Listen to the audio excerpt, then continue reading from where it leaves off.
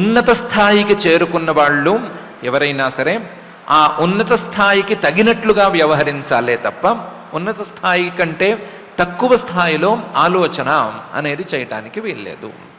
అలా తక్కువ స్థాయిలో ఆలోచన చేసే మాట అయితే వాళ్ళు క్రమక్రమంగా ఆ తక్కువ స్థాయికి దిగజారిపోవలసిందే తప్ప తమ ఉన్నత స్థాయిని నిలబెట్టుకోలేరు.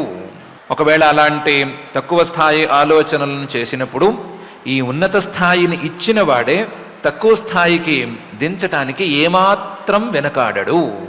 కాబట్టి మనం ఉన్నత స్థాయిలో ఉన్నాం, అక్కడి నుంచి తక్కువ స్థాయికి రాకుండా ఉండటానికి మన వ్యవహార శైలి ఎంత సాత్వికంగా ఉండాలి అనే సందర్భాన్ని మనం గట్టిగా గమనించుకుంటూ సాత్వికమైన వ్యవహార శైలిని పెంచుకుంటూ ఉన్నత స్థాయికి ఎదుగుతూ మనం కూడా ఆ పరమాత్మ సన్నిధి అనేటువంటి అత్యున్నత స్థాయిని చేరుకోవటానికి ప్రయత్నం చేసుకుందాం.